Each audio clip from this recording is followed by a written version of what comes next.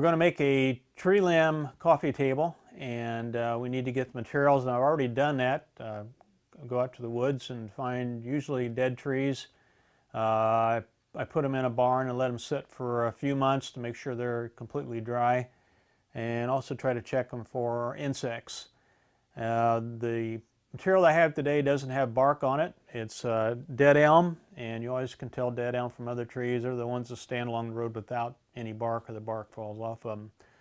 I try to get ones of the same size, and we're going to start with the legs of the table first.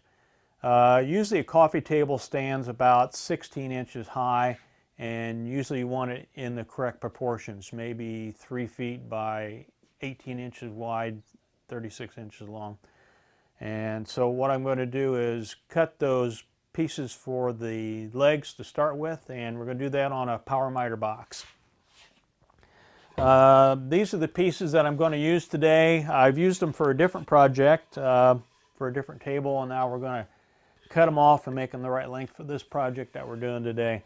It's pretty easy to do. This wood is relatively easy to sand, especially when the bark is off of it.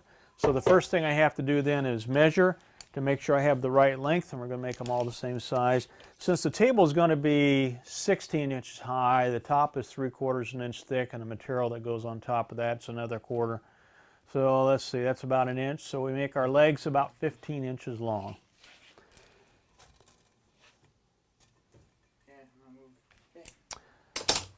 Okay, so we've got our first one marked, we've got the rest of them marked here, and now we're going to cut. It's always a good idea to follow those safety rules and also wear your safety glasses. So I line up the mark with the blade. You want to make sure that the limb itself here is up against the fence, because you don't want it to kick back or pull back away from you, so you get as tight as you can.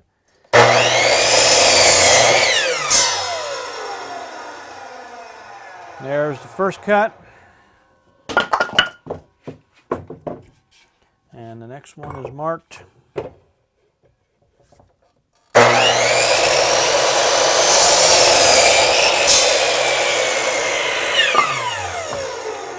Two. This is the third one. You can count along with me if you want to.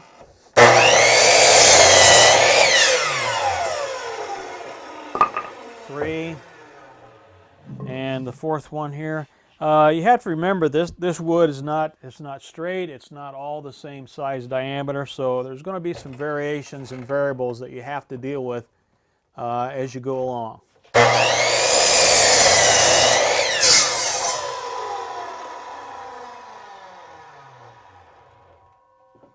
Okay, so now I've got this. Now, a lot of these pieces here, what I've done is I've kind of rounded the bottom off to give them a little bit of a design, and also that helps them sit. And if there's a little bit of variation in the angle, they'll still look like they are supposed to be like that. And these pieces I've cut on the bandsaw. You can also take a knife. Sometimes I use a corn knife, which is a very large. I think I have one here. Yeah, right here. Just a very large knife, and I use that then to shave away on those pieces. And I do it like this here. I take my old poundy block here and just simply take this and nip away on those pieces. And do that type of operation, and I get those rounded over. After I do that, I can take a file or sandpaper. If I have a belt sander, I can sand it. But you know, you use what you have, and that's just the way you try to make do a lot of times with the things that you're using. It usually works out pretty good. Okay, we have the legs made now, and this is a pretty simple process. What I have to do is figure out some way to connect them. And since this is a twig or a log table or a limb table, I'm going to use tree limbs in to connect the pieces together. And what I have to do is decide where the legs are going to go. So I'm going to set these down on the floor, and I have 2 legs there, and I'm going to put 2 legs about 3 feet away like that. What I'm looking for is the angle of the leg. I want them to angle out a little bit. Particularly this leg here, I wouldn't want to angle in on the table, but that would make it too narrow. So I want to make sure that it's bent a little bit to the outside, the same way this leg is here. This one here is relatively straight. I put it like that. And this one has a little bit of a lean that way. So this is the way I'm going to situate these legs so that the project will look a little bit better. So I'm just going to take these pieces and bring them in a little bit. And the next thing I'm going to do is take a marker, and I want to mark where I'm going to drill holes at to use my tree limbs to connect them with. And I'm leaving them in this position because this will tell me where the holes are going to go. So the first set of holes are going to go from one side to the other side, from here to here and from here to here. So I'm going to take a ruler then, and I'm going to mark all of them at the same measurement. And that's going to be, whoops, funny how that works out. I'm going to use the measurement of 9 inches. So I'm making a little mark, an X where these pieces face each other.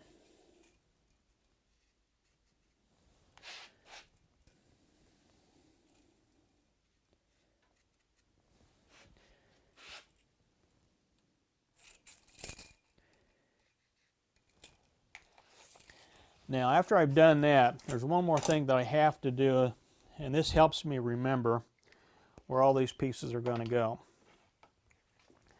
I'm going to take a piece of paper. Whoops.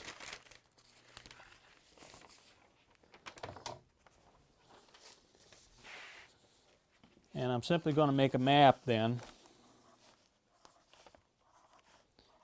And this will tell me where everything is going to go. I'm going to make an arrow. That means that's the front. This will be leg number 1. This will be leg number 2, leg number 3, and leg number 4. So on my map then, I write 1, 2, 3, 4. Now I know those always be in the same position. I know this is the front part of the table. And I'm simply using that for reference. Now what I want to do is take a ruler and I'm going to draw some lines here. And this gives me an idea of the position of the leg parallel to the other legs. And when I drill the holes, I'll know how to hold these pieces so that I can drill the holes.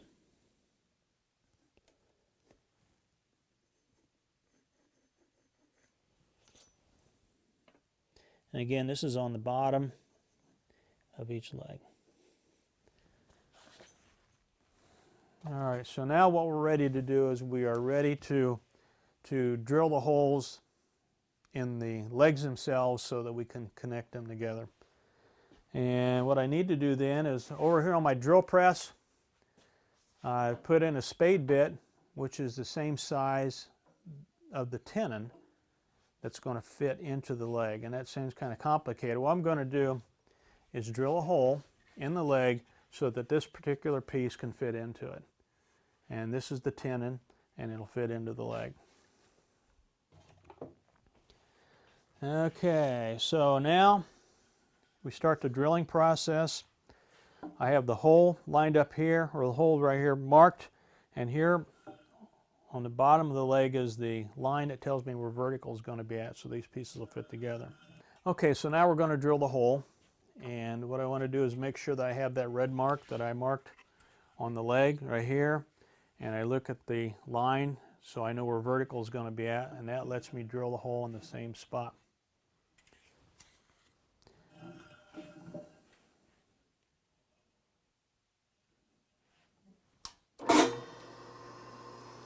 I'm going to drill in about 3 inches.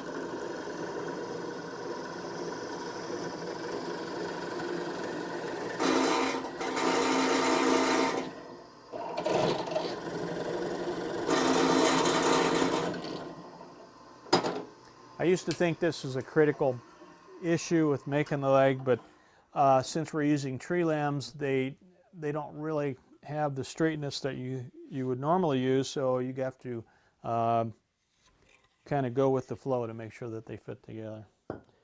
And you'll see how that works in just a second. So I'm taking that and putting it back on the floor where the other one was at. Taking the next one, drilling a hole in the same spot. See my marker line, get that ready to go.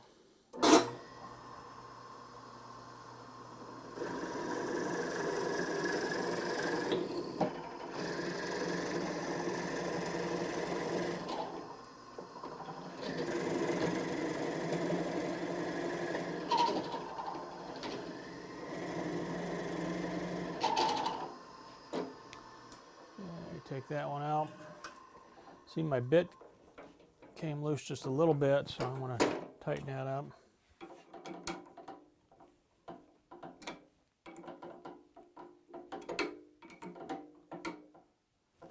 There we go.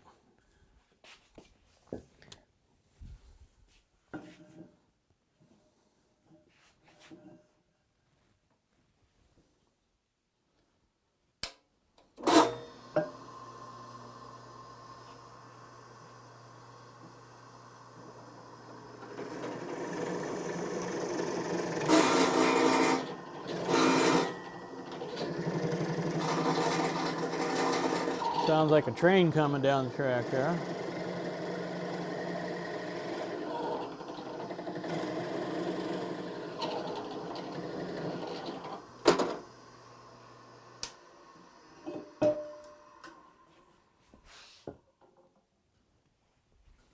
And the last one for this particular part, there it is.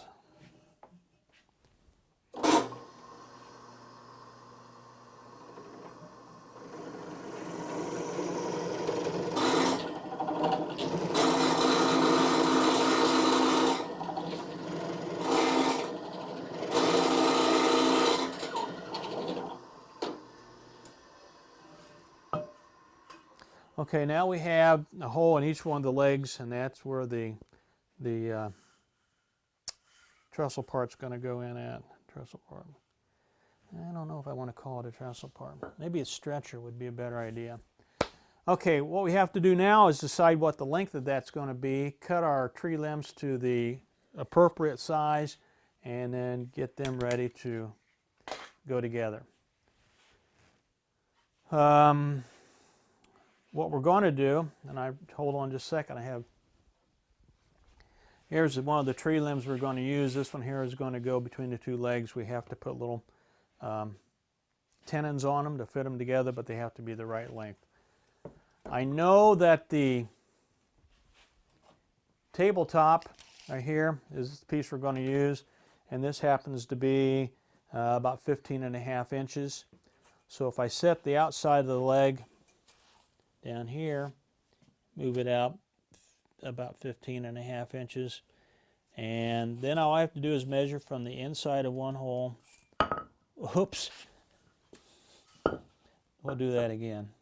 Get it set at 15.5 inches, and then measure from the inside of one hole, and the depth is about 2 inches, and measure here to the next leg, and I know that's 12 inches, so 2 more on that is 14. So we need a piece about 14 inches long.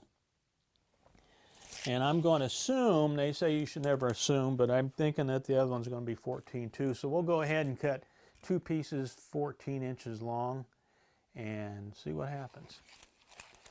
So we're going to come over here now. I got a little miter box and a little saw here, and I'm going to take this first piece and set it in here.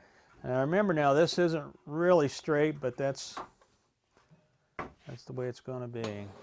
And I'm going to cut this piece off.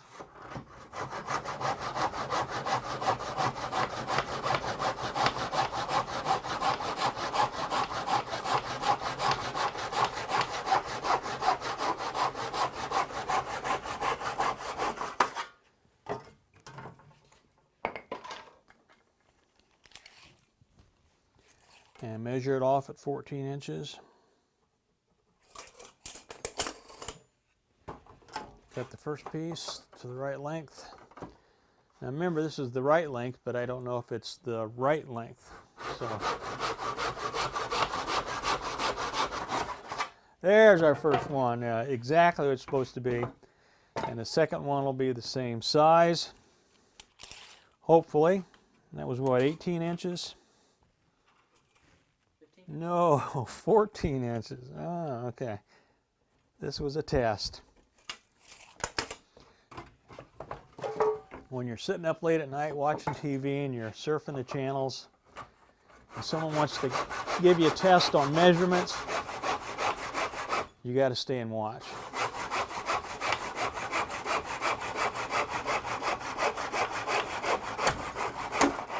There we go. Okay, so we have two pieces now exactly the same length. And we're going to put our tenons on the end of these using a different tool. This is a new tool. It's one I like to use a lot.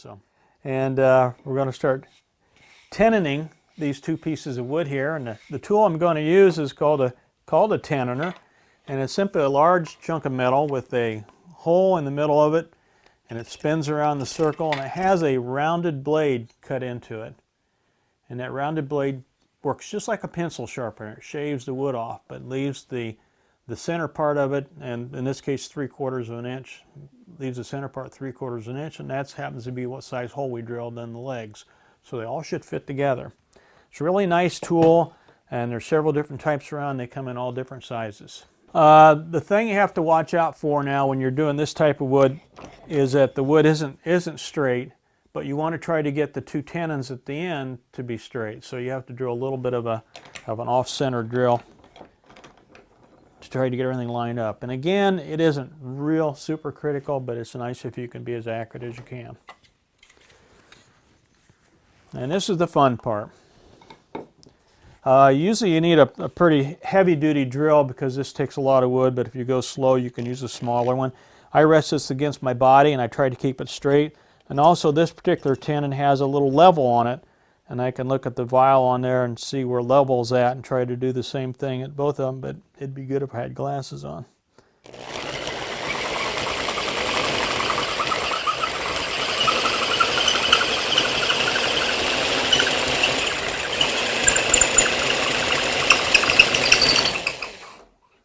And there we go. Isn't that cool? So now I have one done on that end. And the critical part is trying to keep everything in alignment. And we'll go for the other side. If you start out slow, it'll center itself better on the dowel that you're using, or the tree limb in this case. You could make, if you had potatoes, you could make curlicues.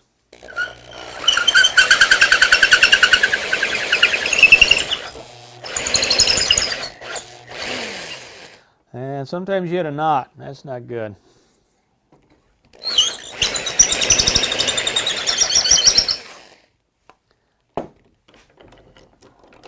So we have our first one done, and we'll shoot for the second one then.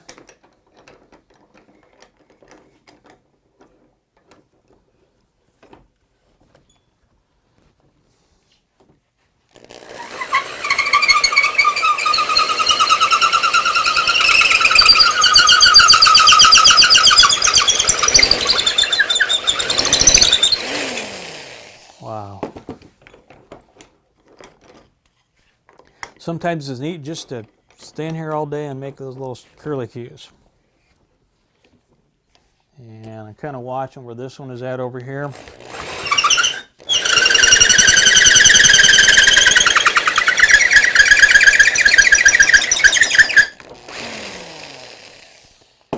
There we go.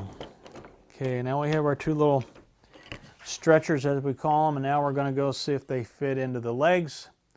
Wait, do we do that? Sure we will. And then we'll have to make another series of holes and another stretcher to connect everything together, and that's where we're going now. Okay, now we're back here on the floor.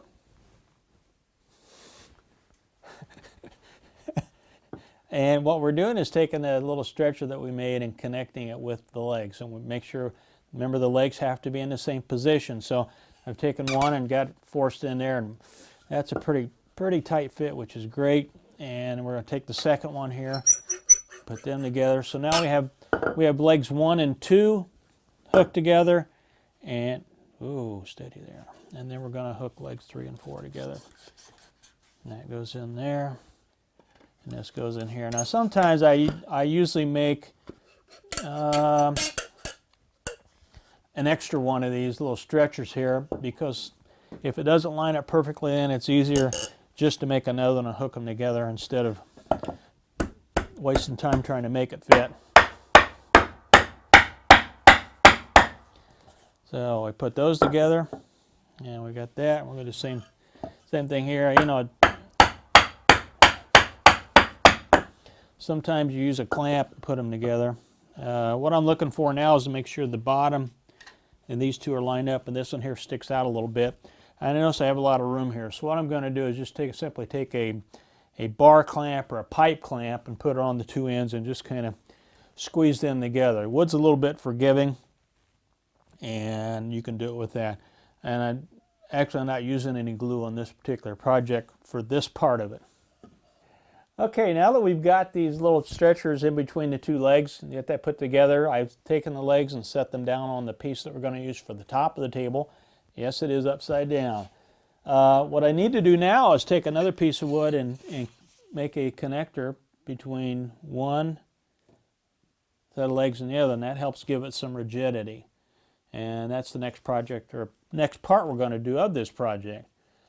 I want to mark where the hole's going to be drilled at, and even though you get to the point where sometimes the distance between these two legs and those two legs aren't the same, all you want to do is make sure the thing is always on center. And I'm simply doing measurements, and that's 10, and so we'll go 5, and right here where there's going to be a hole drilled through, come over here to this side here, 9.5, so that'd be 4 3/4, and that'd be right here. Now I'm not going to take these apart because I don't want to ruin the alignment that we have now, because from now on everything has to stay the same. And so I take this piece here and come over here to the drill press. I'm going to put a hole through that one. Try to make sure everything stays straight and level. What's not? There we go. And eyeball that right into the middle.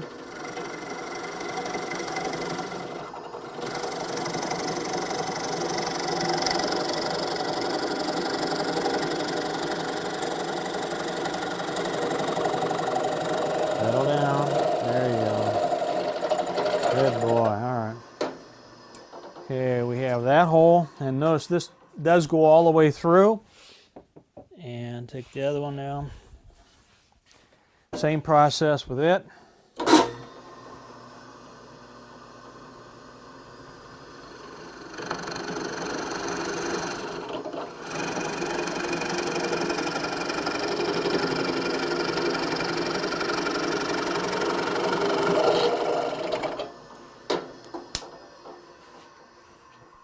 Got that one drilled.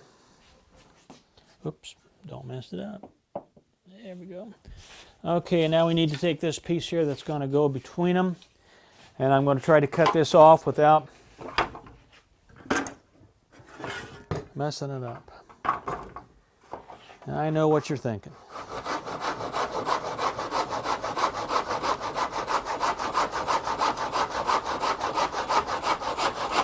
Can he do it?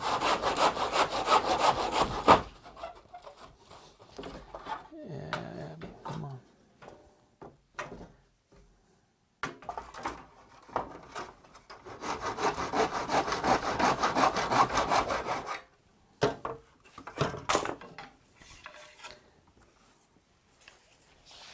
I'm just kind of measuring for length now. I want to make sure I get it about the right size.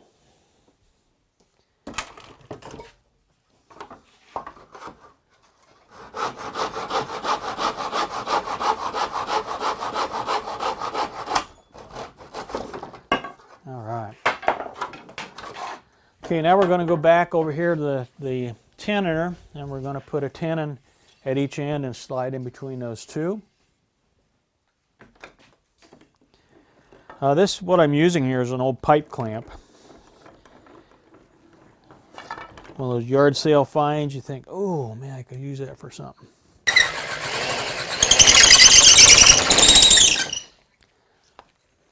Looks good. And now we put the other side in. Okay, we're kind of eyeballing the other one there. Try to get it in alignment. So this one here is going to be the same. They have to be relatively straight. Looks good.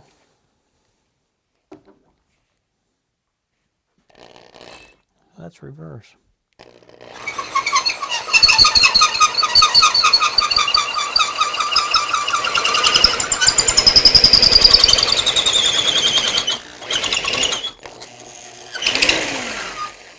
Oh yeah, that's good. Okay. Okay, so now we got this piece made. We've fit these two together now. We're ready to pin them a little bit just so that they're going to stay where they're at. But the first thing I want to do is attach the top. So I'm simply going to take this, flip it upside down.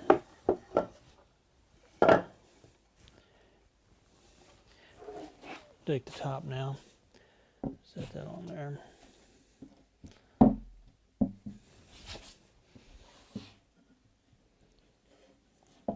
And once we have that in position, then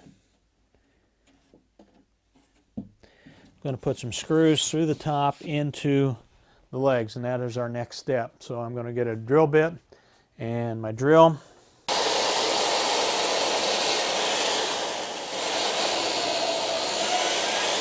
Here. I always suggest using 2 screws when you use tree limbs, because a lot of times they'll tend to split after a while, after they've dried out. So you want to make sure if you put 1 screw in, that may be right where it splits at. So put 2 in. If it does split in one place, usually there's not 2 splits, so that should work out. Okay, we've got the one leg fastened here with a nice big long screw, and now we're going to do the other 3.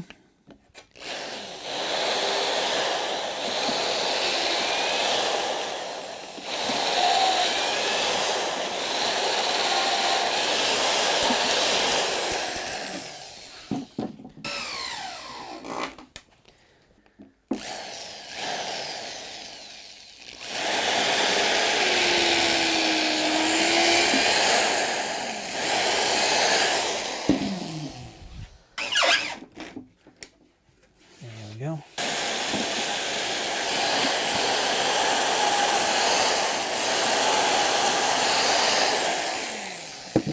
So I get my first set of screws in and then put the last set in.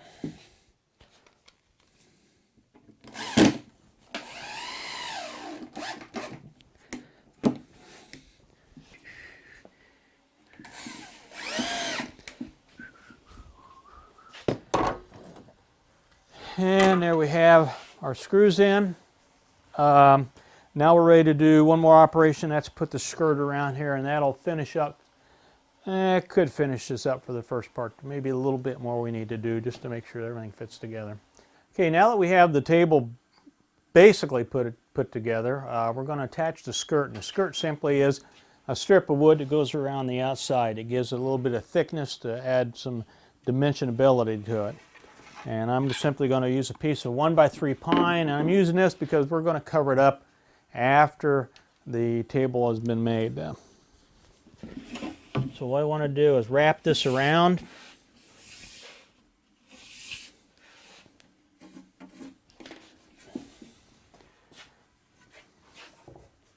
Excuse me. There we go.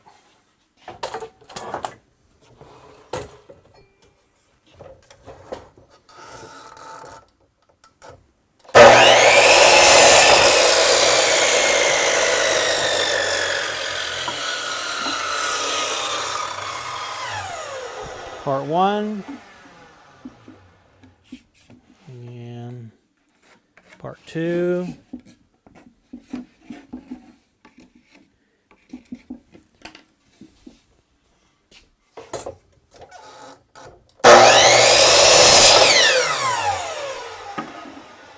Gonna go there. So all I need to do is attach this. I'm going to use a little bit of glue, and it's simply to help it stiffen up a little bit. Turn this around here. Get to it.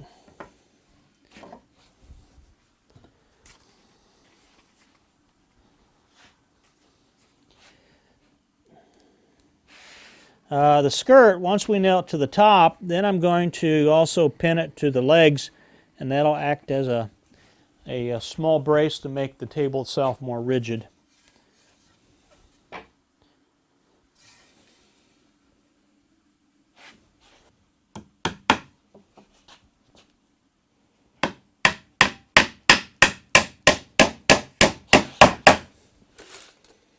Also gives the tabletop itself some strength, so works out pretty good all the way around.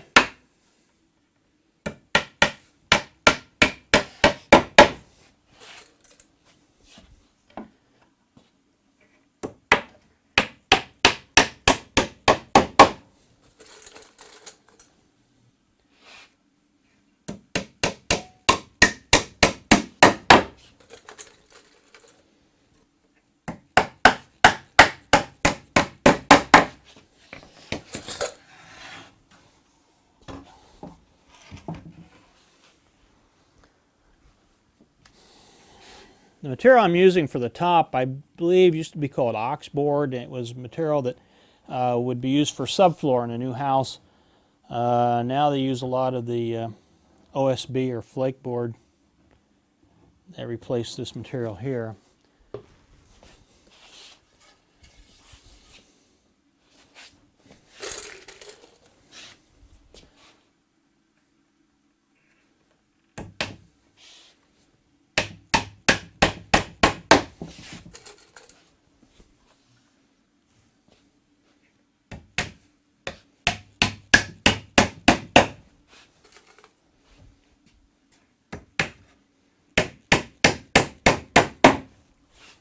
When you do projects like this, you don't have to go out and buy all this stuff. I always try to use the things that I have around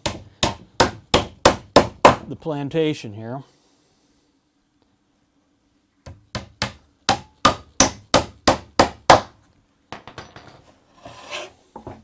Now we need a piece to go across here.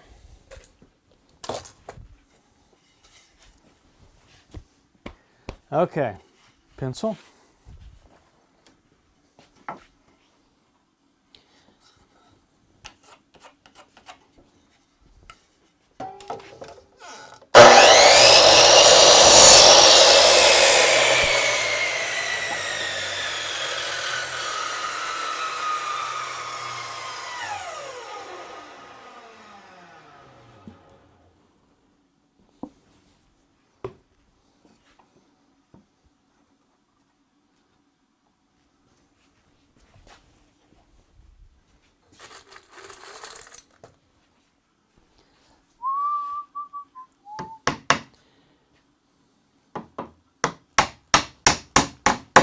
The good thing I like about projects like this is, since we have a wood stove, if I make a really big mistake, then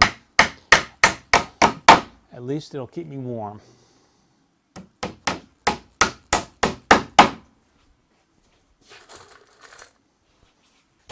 Okay, now we have our basic project completed now, and then at the next show this will take us into our second phase. But we have a kind of a tree limb coffee table going here. Got our stretchers across the bottom. We basically mortise and tenon the pieces together. We screwed our top down and nailed the sides into place. That gives it some dimension, so it's in the correct proportions. And be sure to keep those cards and letters coming in. I enjoy reading them all. So until next show, we'll see you. This is Greg Summers on Channel 20. I'm Greg Summers. Welcome to the show. This is the second part of a two-part series on taking a trestle table that we made last time using twigs and limbs, and we're also going to put a mosaic design on top of it. The last show was building the table, and this show is actually making the tile or mosaic design and putting it in place. The first thing you have to do is come up with a pattern, and the pattern is down here on the table here. And obviously I've chosen a fish to do. This is the pattern or the size of the fish we're going to use, and I've taken it and drawn it on a piece of cardboard. And on this cardboard we're going to lay our tile design. You can buy these real tiny pieces of tile, or as I do, and you probably know, I always make them. And so what I've done is take pieces of floor tile or ceramic tile and I break them up into smaller pieces. And I kind of have a sampling of this over here. I put them in different trays so I have different colors and I can choose what I need. The tools I'm going to use today, the basic tool here is a pair of tile nippers like this here, and this is to cut them into smaller pieces if I need to. The other piece I'm going to use, if I have to, is a large tile cutter. This basically cuts straight lines. Make sure then, whenever you work on tile, you wear safety glasses, because tile is basically composed of clay and glass, which is the ceramic part that sits on top of the tile. It gives it its color. So if you break that or chip it, the glass tends to fly around. You want to make sure you don't get that in your eyes. The process that we're going to go through, after I have all the tile pieces cut, we'll decide, first of all, where the colors are going to be at on the design, which is a fish today, and then simply start putting them in place just like you would a puzzle. And we put larger pieces in first, and then we start filling in around them with smaller pieces. So I'll show you how that's going to start, and then we'll go through the process. The pattern we're going to keep because we need to use this on the tabletop to cut the design that goes along the outside of the fish.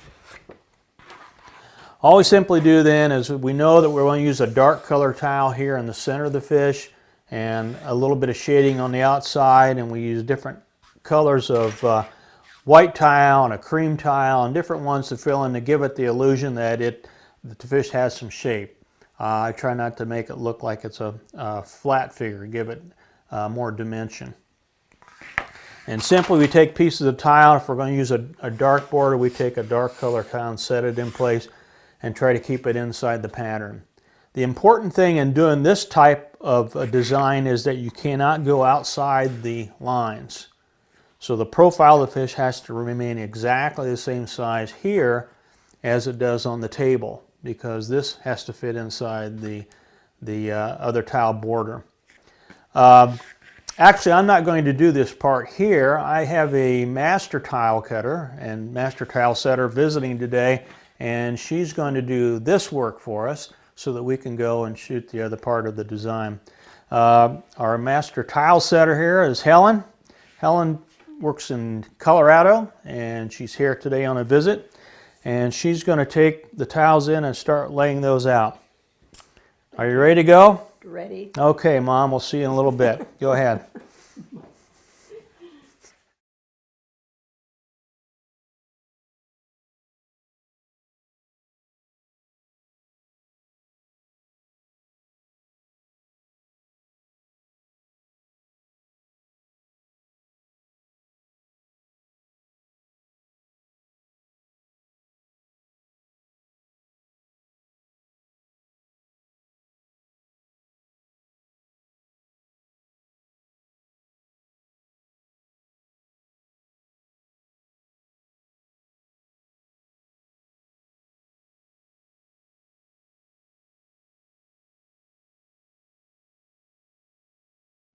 Okay, here we are back in the old workshop.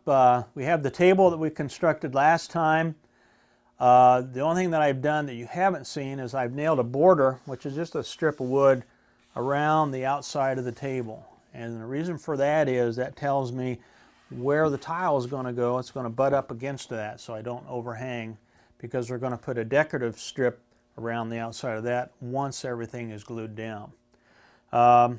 What we need to do right now is we're going to fit the border or perimeter tile around the table and get the pattern drawn on that. I have a lot of the tiles already pre-cut, but this is the process that we're going to go through. We have a piece of tile here, a piece of tile here, and I've chose this tile here because it kind of has an underwater feeling to me, where we have the water and then we have a little bit of the weed or the aquatic life that goes on underwater, so it gives the illusion of movement.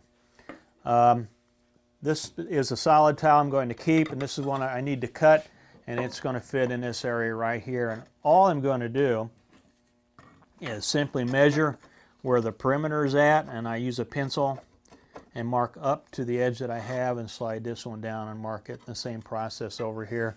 I don't necessarily have to draw a line, but usually I do, just so I know if I'm making a mistake right away. I hate the suspense of waiting around to see. So taking this one here, setting it on top and using it as a line. This is where the tile cutter comes in that I showed you at the beginning, and that's this piece right here. This simply has a wheel on the bottom just like a regular glass cutter, and it scores the tile, and then you have to break it just the same way as if you were cutting a piece of glass, doing the same process. I put this on here, set this down, put the handle up, line it up, try to get the cutter in the right position. The neat thing about this is the sound it makes when you score them. Tile all the way across there. If you have a nice neat scored line, I hope you can see that right through here. That's where the tile cutters actually crack the glass surface, and that makes it break easier. I put this underneath the tile cutter, which has a little handle on it, and I'm going to push it up and find out if we did a good job or not. Oh yeah. Okay, this is the scrap piece. This is the piece that we want to keep here, and it's going to go right in like that. So now we have a nice flat surface. It matches right up with the border, and we're ready to go. The one thing that we have to do is, just a second here, I'm going to take a piece of carborundum stone, and I'm simply going to go back and forth across the tile to take the sharp edge off of that. Whenever you break a piece of glass or a piece of tile, you get a sharp edge, and this type of stone here, carborundum, kind of grinds it down, flattens it out so we don't have a sharp surface.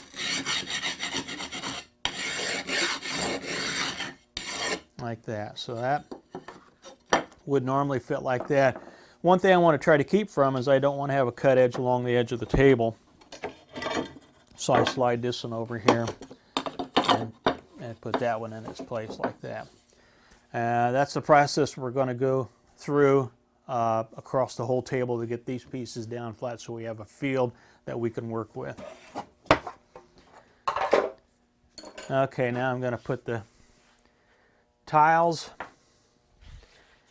in place.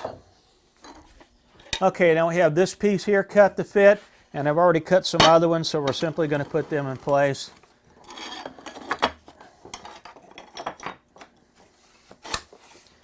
Oops. There we go.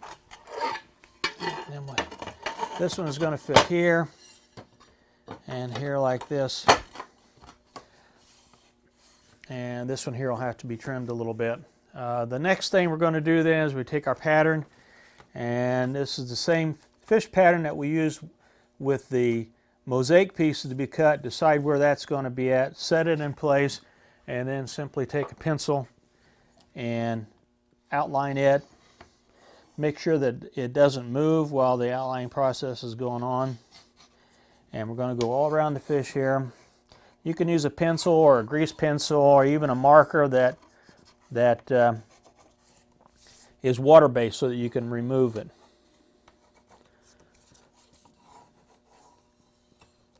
What we're going to do is remove now the tile where the fish is at. I can take that off there, and I have a fish pattern here, which I will go through the process then of cutting and removing the inside part here so that we have an outside pattern. As you can see now, we've cut most of the design out, and we have to go through and do a little bit of the finer cuts on it to make sure the pattern is going to fit in the field that we have here. So I take the pattern, I lay it down on simply marking along the edges where it still touches, and then I take the tile nippers and I'm going to go through and then remove some of that extra ceramic material. This is probably the point where you get a little nervous because you could ruin the whole thing.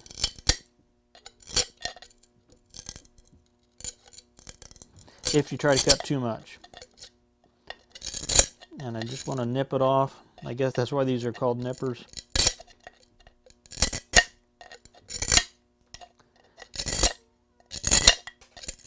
And also I'm sitting here wondering how that master tile cutter's doing. They're out there in the other room. That looks like that's going to fit pretty good. Hopefully she's getting her job done. And I'm going to come over here and do a little bit on this tail part here.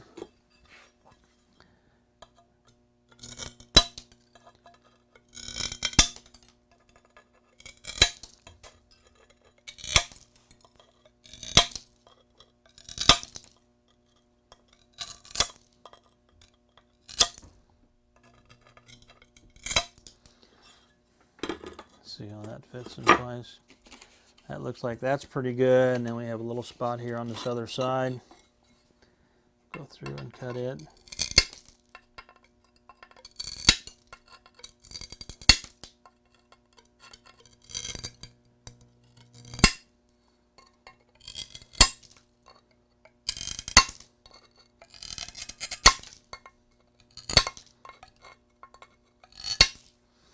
And fit that back in place. And that looks like, I think that's going to work out okay. Now I've got a little spot here. Let that go. Now, remember earlier, every time we have a little cut on the tile, we have to go back through and round that off. And that holds with all the pieces that you cut, because you want to make sure there aren't any sharp edges.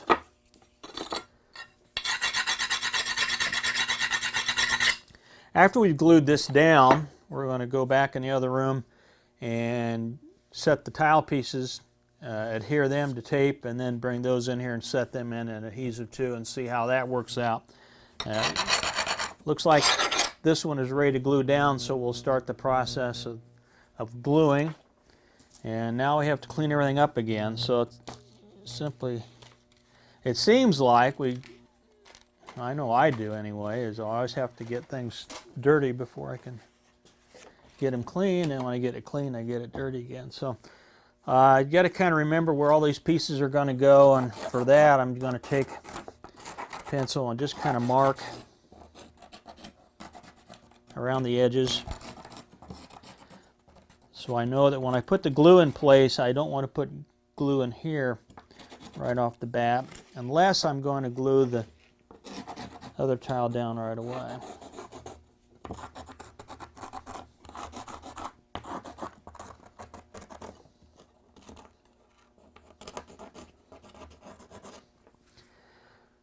Okay, we have that, and what I want to do is kind of move things over and do one section at a time, and I think that's going to be easier for me to remember where all the pieces are going to go.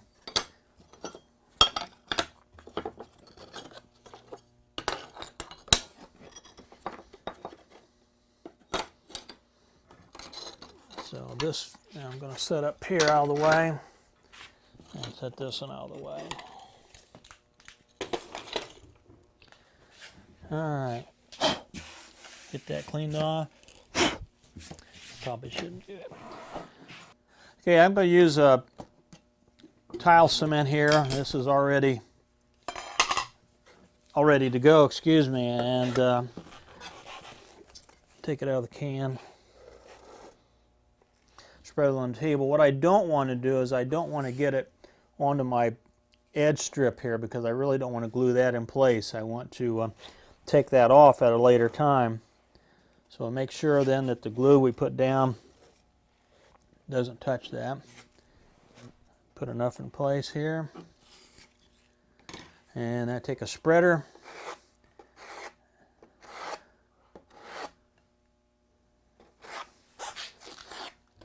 and work that in. Try to cover all the surfaces.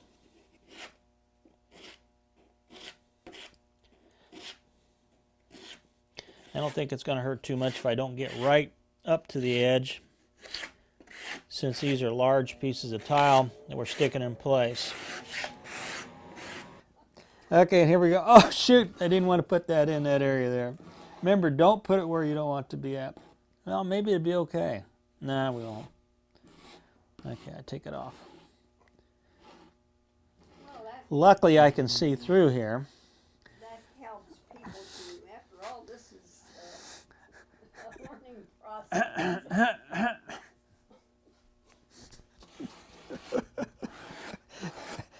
That must have been Helen the tile setter.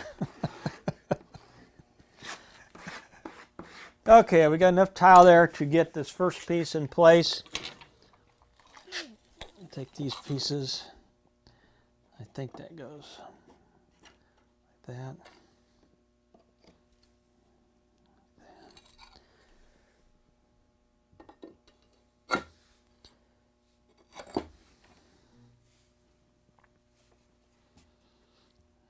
Okay. Give it a little bit of a wiggle so it sets into the adhesive. Take the next one.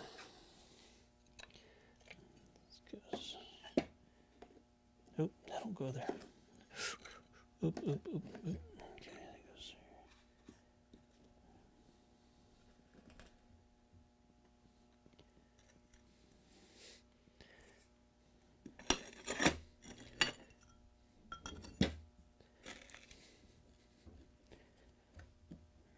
there. Okay. I guess you kind of wiggle those or move them around a little bit to get them to set into the adhesive, so you get a little more coverage from the table up into the tile. And also you push down a little bit so that sets it in place. That looks pretty good.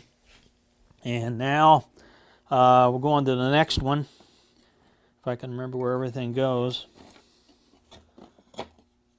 I'm going to try to do this little bits at a time. Okay, here we go for the second piece now.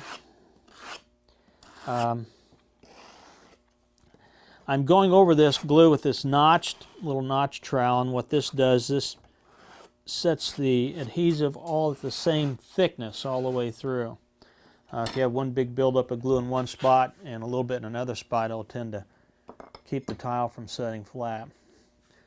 Did that go there? Yeah, I think it does. Put that there.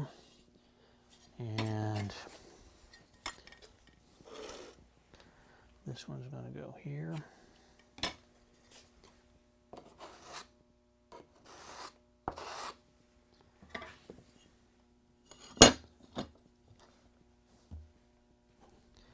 This one is the harder one because it has so many little pieces to it.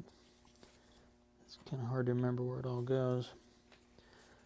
There's the glue.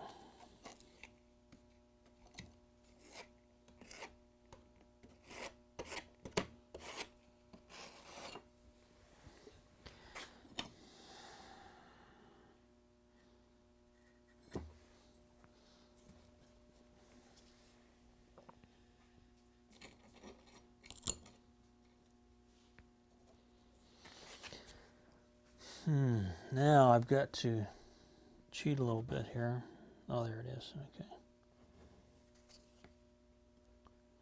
Remember, I'd put those lines on here, and those come in really handy so that I know where these... I don't know where these pieces go. Wonder which way that went.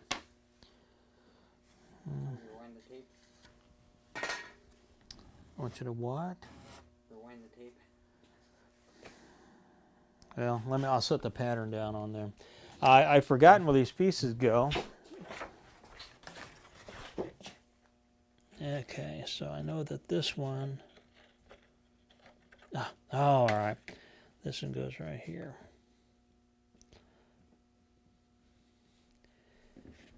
And this one goes over here. Yeah. These really small pieces, you can go back through and kind of butter them up and then set them in place.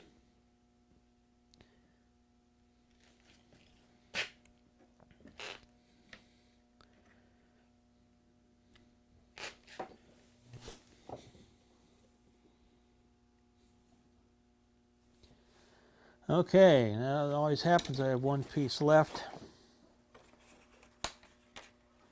Where does it go?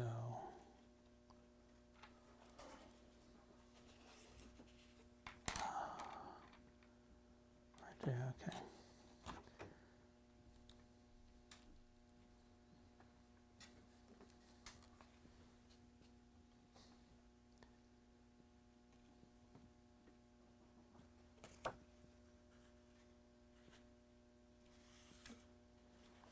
All right.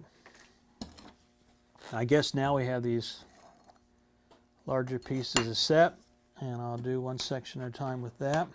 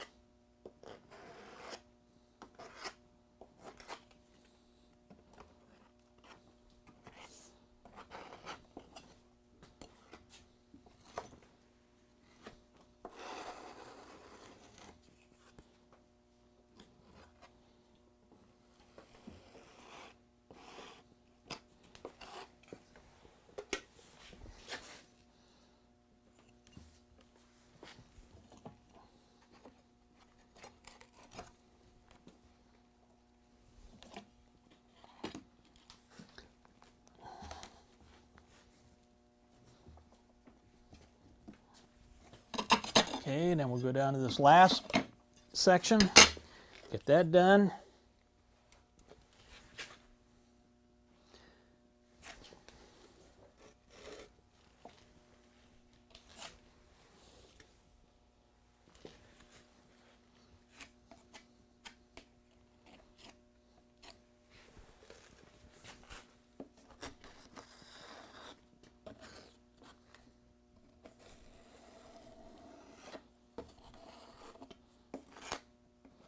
There we go.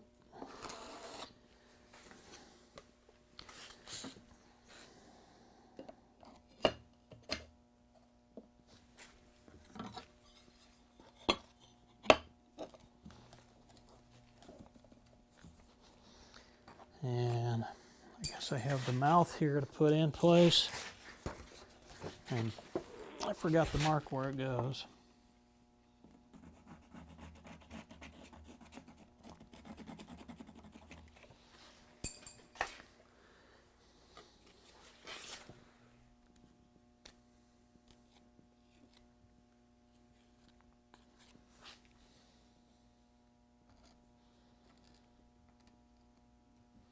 And hope that's it. One last thing I want to do is I got a little bit of adhesive on some of these tiles here, and it's a lot easier to remove that once it's, or while it's still wet instead of when it dries out. So we wipe that down. Okay, so now we have the tiles for the perimeter put in place, or the field. Okay, now we're going to go see how the master tile setter is doing. Hopefully she has her job done, and then we can put that in place here before the glue dries, but we're going to pause for a commercial break.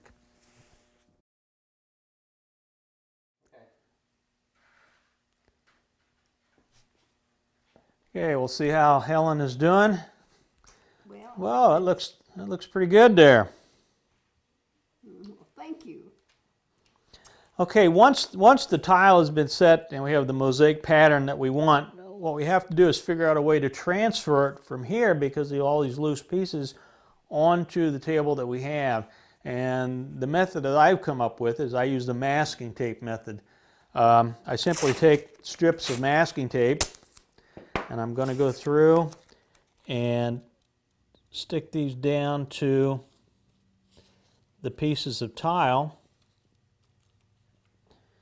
and use this as an adhesive, and then we'll be able to lift it up and transfer it to the table. The process is a little bit long because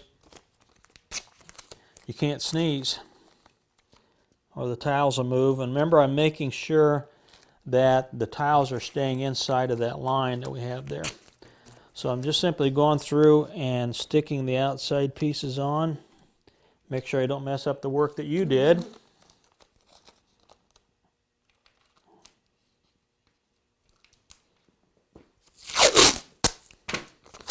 And try to keep it adjusted.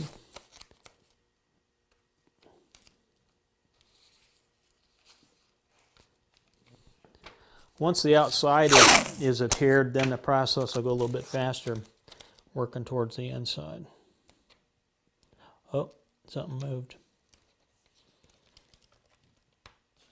Just kidding. Okay, now what we need to do is take this pattern that we have here and transfer it.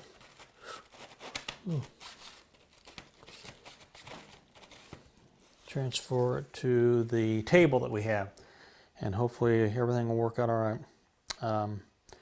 We'll take this tray inside. We're going to put our glue down and then try to slide this into the cavity that we have made for it. Okay, we're back inside now. I need to put the adhesive down on this part here, and then we're going to try to slide that pattern, which is probably pretty difficult because it's so large, but we're going to try to slide it into the opening we have here. So if it doesn't work, laugh with me.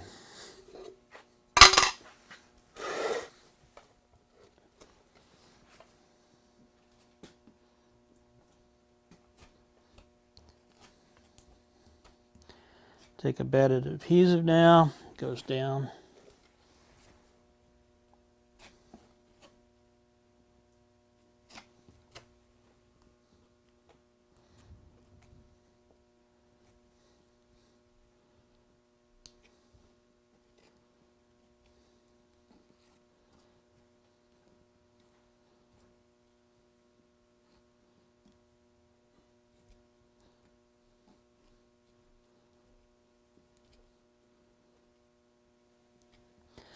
After we have all this put in place, we're going to have to let everything dry for a while, and then we'll come back and put the grout in it.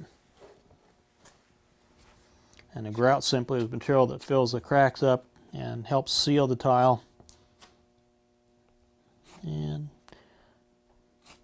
we'll probably make it look a little bit better too. Grout comes in all different colors. There's sanded and unsanded grout.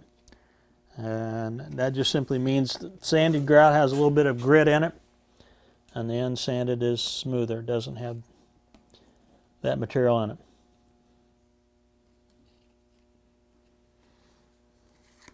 Okay, moment of truth now.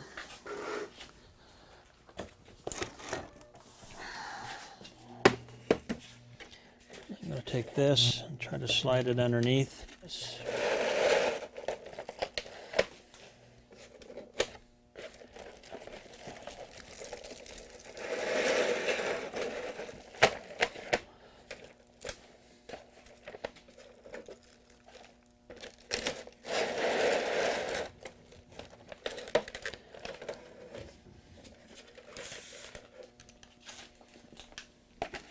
Wow, it worked so far. And the moment of truth, hoping that this fits then.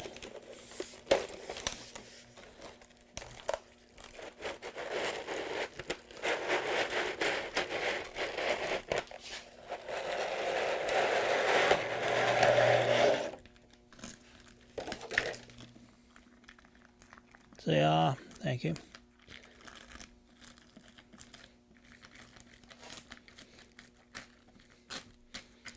When we lifted it up with the tape, it tends to stretch it a little bit. And now I'm trying to push these pieces back into position.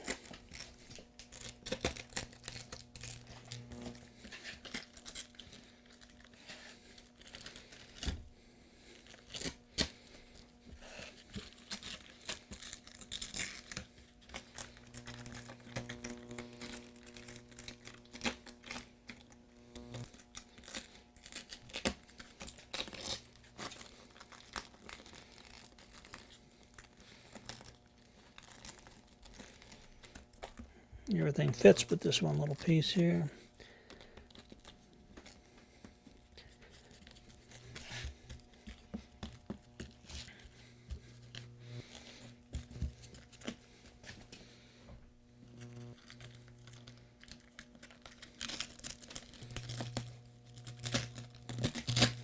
Ah, good. Okay.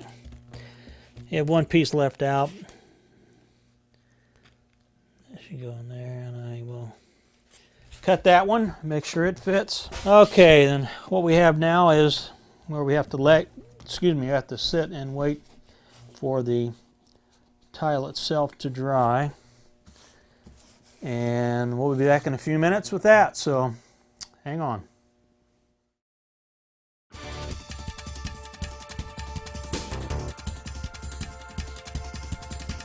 Time for goals, time for commitment, time for dedication, time for a new career.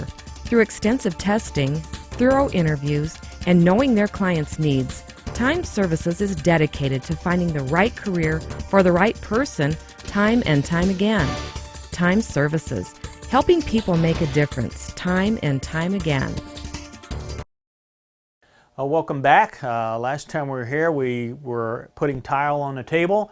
And if you look down here, I'll show you what we have done so far. We have our tile of field done, and that's glued down. We have the fish put in place, and the glue is dried for that. And the first thing I need to do is mix some grout that we're going to use for the table, because that'll have to set up for a little bit. In mixing the grout, all we need really is water, and I use a bucket with a small amount of water in it. Take the grinding material, in this case I'm going to use white, and I'm going to put a little bit in there. The mixing instructions, I think, are about 1 part water to 3 parts grout.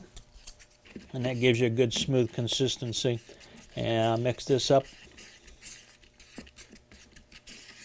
And the grout that I'm mixing right now is going to go around the border of the fish. And once that's done, then we'll do the part on the inside, or actually the body of the fish. So So I got about a 1 to 2, and now I'm putting in a 1 to 3 ratio here. It's a lot easier just to keep adding a little bit of grout to the water until you get the consistency that you need.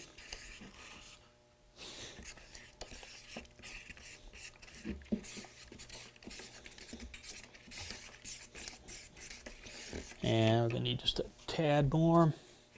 Once this is mixed up, it has to sit for about 10 minutes. And then you remix it, and then it's ready to go, and it'll set up pretty quick. The color grout that I have is a white on white grout, and I'm going to put it in the field area that has the off-white and green tile. So what I want to do is add a little bit of color to it. And I'm simply going to take a little bit of latex paint here.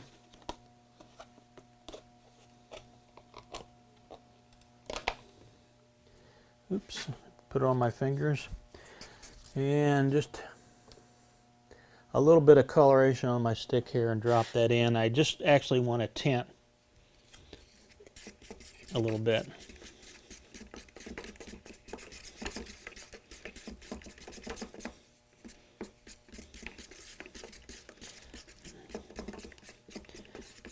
Okay, I think that'll be enough. Woo, get that sit there. Okay, the grout is mixed now, setting that off to the side. What I'm going to do is put the rest of the border around. I've already started, or just about finished, the border here, and these are simply pieces of tree limbs that I've cut on a bandsaw and then glued and nailed them on. The glue I've used is like a construction adhesive. It's kind of sticky, and it helps the pieces of wood stay in place while you're nailing them on. So I've done these ahead of time, and now we're going to go to the last couple ones just to get them in place. I like to use this adhesive because it's pretty general purpose. It has that tacky, there you go. Well, there you go. And we'll just edit that part out later. A little bit of adhesive on there. Take the nail. And put one in place. Basically right into the corner. And I want it to be even with the top edge of the tile or the table.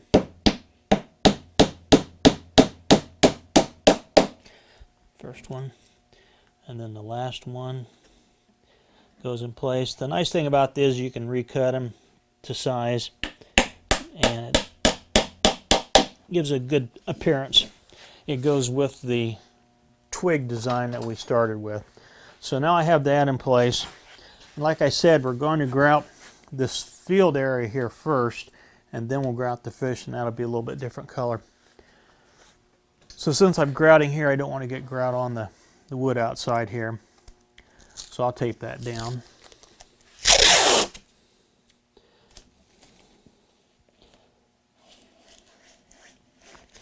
Luckily we have lots of masking tape. Excuse me.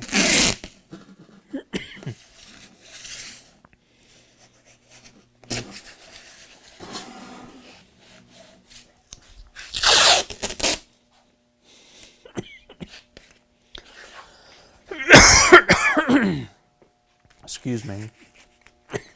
Must be the dust. Of course, that'll be taken out, right?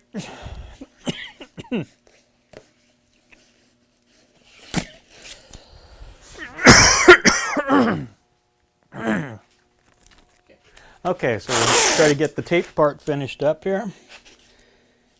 And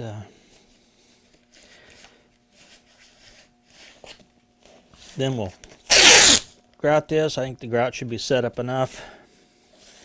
Get that put in place.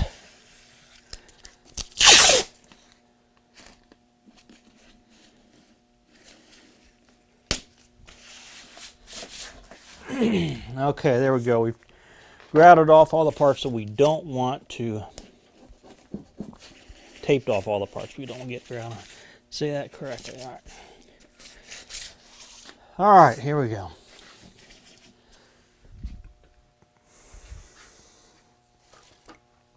I'm gonna put a glove on just because it tends to grout tends to dry my fingers out a little bit.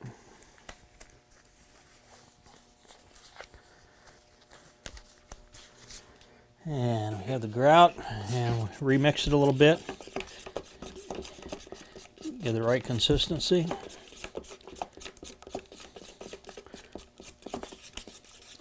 Very good. Get it mixed up to the right consistency, and now we'll apply that to tile, and we're going to use a little, actually just a piece of foam I use as a squeegee, and that's what we force the grout into the cracks with. So I'm going to start right here. Work around. Nice green color. That should work out pretty good.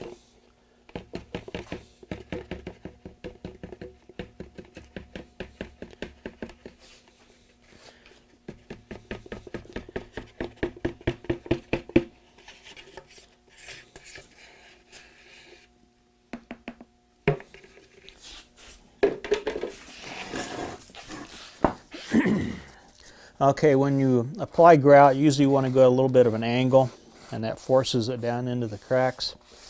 I'll go along here where the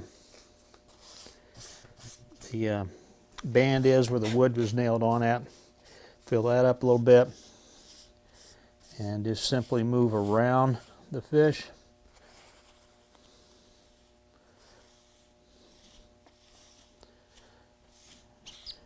Just keep working that in.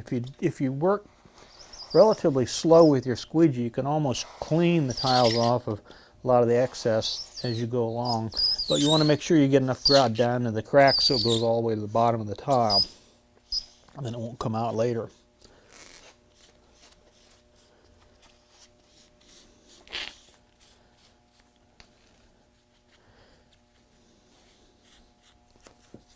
There we go.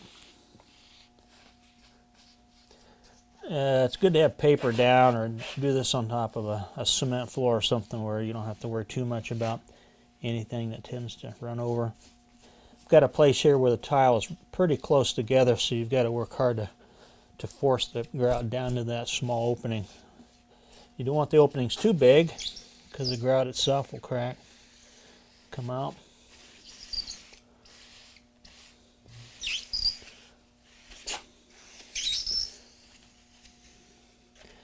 See, I've got enough.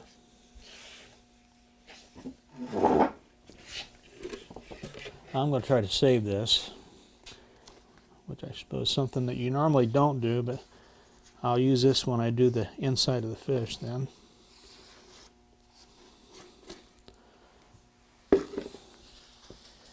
There we go. Take the excess off best I can.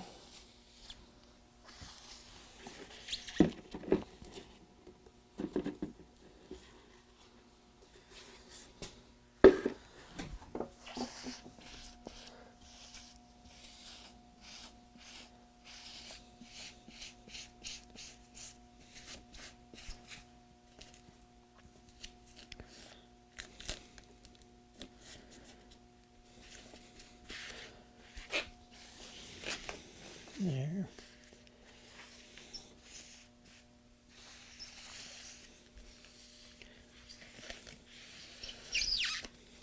We'll wait a little bit of time for the grout to set up, but also you don't want to wait too long where it starts to dry out, and it's difficult to get it off the tile. So we're going to pause for a few minutes and let this set, and then we'll come back and clean it up. All right, we're back. The tile is set for a few minutes. The grout is set for a few minutes, excuse me, and right now we're going to do our first cleaning, try to clean the top of it off. Not too concerned about cleaning it all up because we still have the fish yet to do. So we'll start removing some of the excess grout, and I go relatively slow. And just clean up the larger portions of it. Not too worried about getting down into the cracks at this time. And I just use an old cloth here. A lot of times you use a sponge to clean it with, but this is a relatively small area, and I can wipe most of the excess up with this cloth and then work towards using a sponge. It seemed like this went pretty fast though. Alright, so most of the excess grout is gone. Got a nice light green color worked into the openings, and this is where we're going to stop at for this part. And now we're going to take off the tape off the fish and then get ready to grout the center part of it. So very carefully, remember last time we put the tape on so we can transfer the tiles, and now very carefully I'm just going to pull these off and see what we have underneath.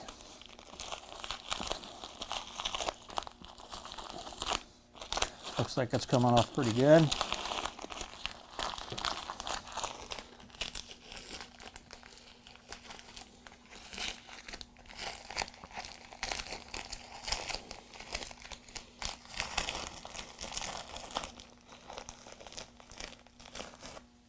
Okay. There's our fish. And now I'm going to try to grout the inside of the fish, and I think I want to use the type of color of a brown, a little bit of a brownish grout to match in with the fins and try to give the fish a little bit more definition. I'm going to use actually just an acrylic paint and use it as a coloring agent because it doesn't take too much. And also remember, I'm still using the grout I used for this part here, but it had a little green tint to it, so we'll just add a little drop of color in it. That was 4, wasn't it? And mix that up. I guess when you do this, you hope you don't run out of grout. Yeah, I need to add a little more.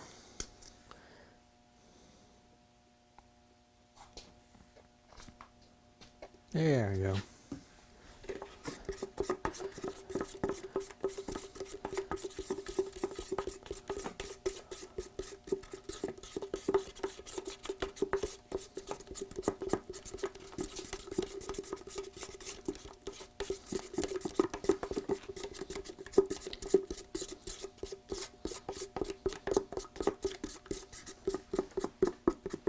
I think I'll put a little bit of black in there too, just for the fun of it, and give it a little bit more definition. And black should be a little more potent.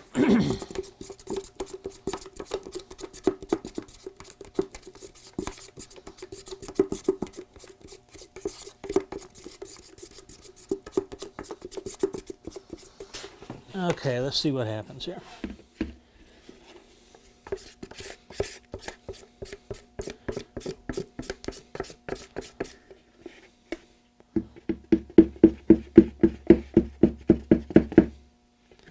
Oh yeah, that's perfect.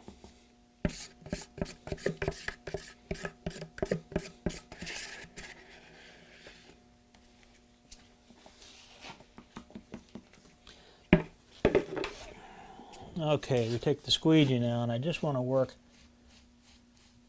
to the edges and then back in towards the fish. Try not to get too much grout on the field tile or the tile out here.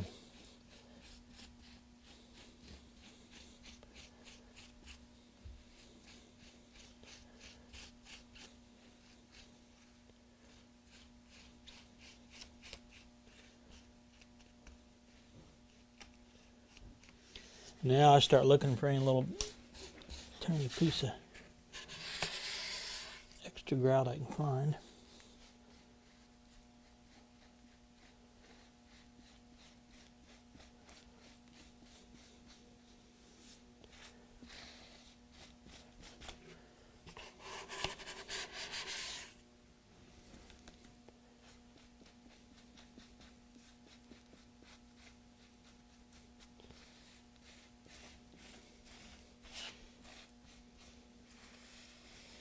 Getting close.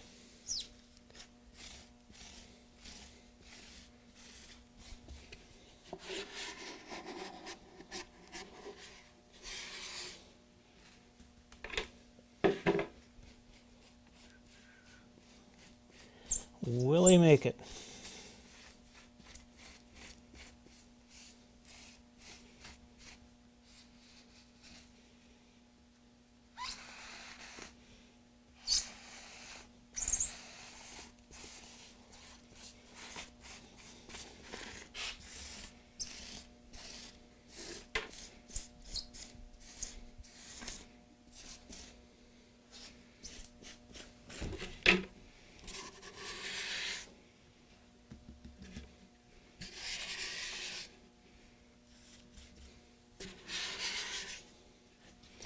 At least I won't have to clean the bucket out. I think I'm getting everything out of that's possible. And there we go.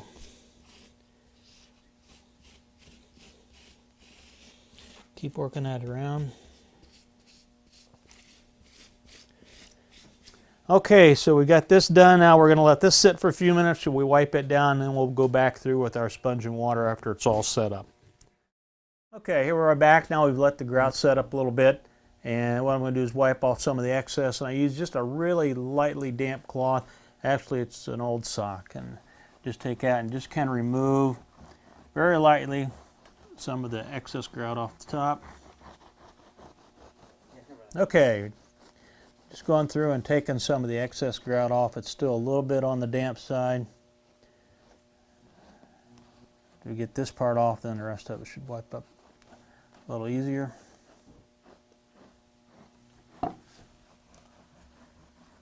See, the detail starts to come through, and it starts to show up a little bit more. You know, you'd think you're in Italy or something at one of the cathedrals looking down at the floor. Yeah, no, not really.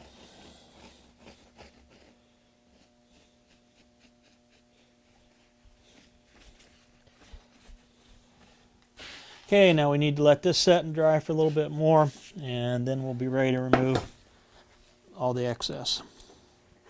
Okay, it seems like it's dried, and you can tell when it starts to dry, you get a little bit of a haze on there, and you want to remove that. And I'm simply using a real inexpensive sponge and a little bit of water. You have to keep changing your water if you have a large area that you're doing, because it continually gets dirty or contaminated with the grout. But in this case, it's a relatively small table, so I'm just going to go and very carefully clean off the top surface. Uh-oh. You didn't see that.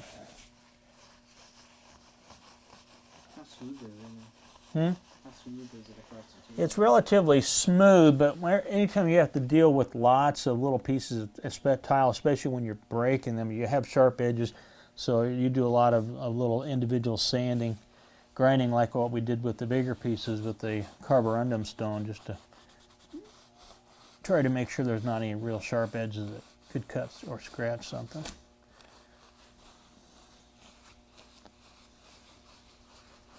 And there's a couple places I'm going to have to go back and redo, just because they are larger cavities and they tend to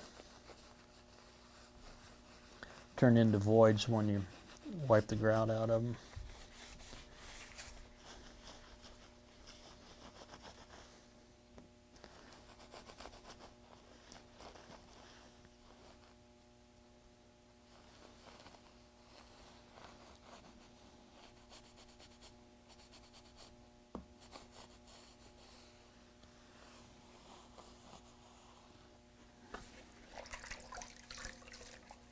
You see now it's starting to haze over again, where you have a little bit more on there. So you keep cleaning, and when you change your water, you get the sponge cleaner, and then every time you do it, you get more and more of it up.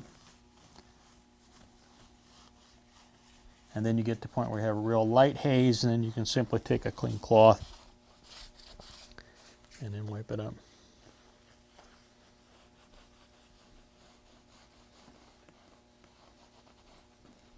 If you see any thick pieces of grout, you can rub that down to get them cleaned up. And that looks like about where we're going to stop at. A little bit of adhesive on there. Okay, and that's about it with that part. And now I'm simply going to take a clean cloth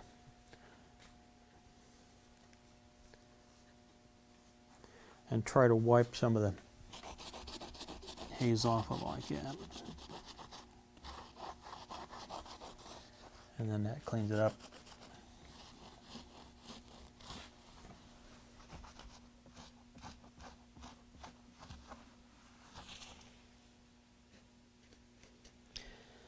Okay, next thing we'll do is we'll just simply strip the tape off around the edges.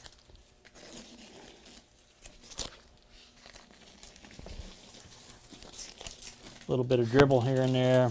We'll clean that up.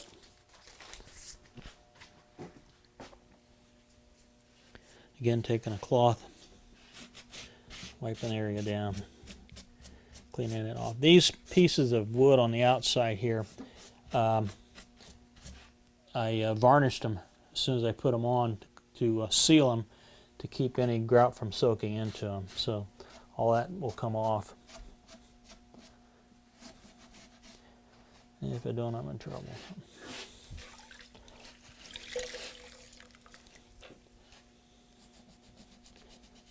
Yeah, so most of that washes off.